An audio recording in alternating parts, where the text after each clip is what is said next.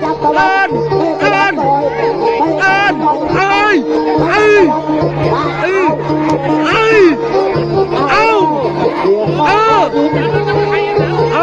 อีกเอา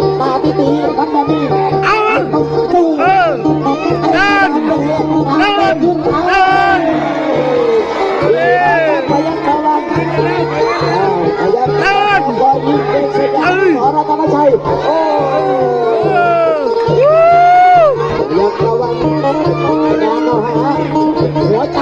ก็ตัดแล้วหัวใจสวยสวยนี่เขาขายแบบนี้ถือว่าสุดยอดหัวใจก็ตัด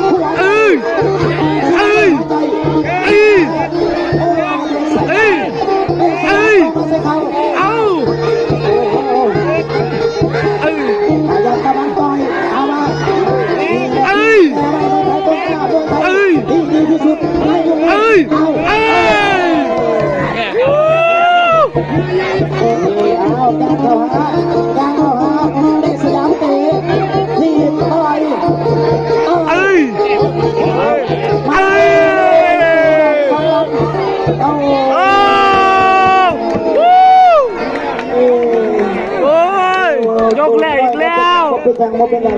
ยกแรกอีกแล้วอายุยังน้อยอนาคตไปไกลได้แท้แน่